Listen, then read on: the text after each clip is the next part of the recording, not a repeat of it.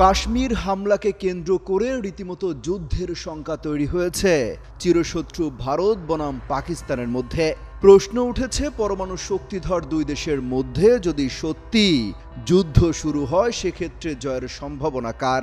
৫১৩টি যুদ্ধ বিমানের মালিক ভারত নাকি ৩২৮টি যুদ্ধ বিমানের বহর থাকা পাকিস্তানের? ওয়ালটন আবারও মিলিনিয়ার অফারে ওয়ালটন ফ্রিজ কিনে আপনিও হয়ে যেতে পারেন মিলিয়নিয়ার। মিলিনিয়ার ছড়াছড়ি দেশ জুড়ে, এটা শুধু ওয়ালটনই পারে। চলমান উত্তেজনাকে কেন্দ্র করে আলোচনা চলছে পরমাণু হামলা নিয়েও। নিরাপত্তা বিশ্লেষকরা শঙ্কা করছেন পাকিস্তান ভারতে পরমাণু হামলা চালিয়ে বসতে পারে। এক্ষেত্রে প্রশ্ন এসেছে, কার হাতে তাহলে কতগুলো পরমাণু অস্ত্র আছে, কে কতক্ষণ টিকে থাকতে পারবে যুদ্ধে, আর পরমাণু হামলা চালালে কতটা ক্ষতি হবে ভারতের? তথ্য বলছে ভারতের ভান্ডারে এই মুহূর্তে কমপক্ষে ১৮০টি পারমাণবিক অস্ত্র আছে। বিপরীতে পাকিস্তানের হাতে আছে ১৭০টি পারমাণবিক অস্ত্র।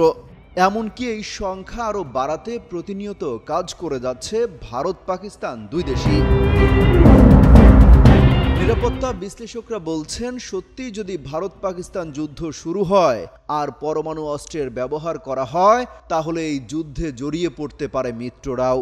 এই যেমন ভারতের দীর্ঘদিনের বন্ধু রাশিয়ার হাতে থাকা পারমাণবিক অস্ত্রের সংখ্যা প্রায় ৪৩০০, আর ডোনাল্ড ট্রাম্পের দেশের হাতে ৩৭০০টি পারমাণবিক অস্ত্র আছে। সেখানে পাকিস্তানের বন্ধু হিসেবে পরিচিত চীনের কাছে আছে ৬০০টি পারমাণবিক অস্ত্র। এই হিসেবও সামনে চলে আসছে।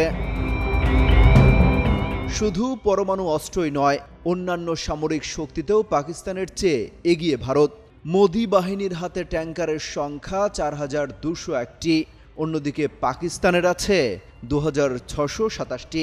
ভারতে মোট এয়ারক্রাফট ২২২২টি, কিন্তু পাকিস্তানের আছে ১৩৯৯টি। ভারতে হেলিকপ্টার ৮৯৯, অন্যদিকে পাকিস্তানে ৩৭৩। ভারতে অ্যাটাক হেলিকপ্টার ৮০টি, কিন্তু পাকিস্তানের আছে ৫৭টি। এই উত্তেজনা কমিয়ে দুপক্ষেরই সংযত হওয়ার আহ্বান জানিয়েছে জাতিসংঘ। যে কোনো পরিস্থিতি মোকাবেলায় আলোচনার টেবিলে বসার পরামর্শ দেওয়া হয়েছে। অমিত হাসান রবিন, যুগান্তর নিউজ।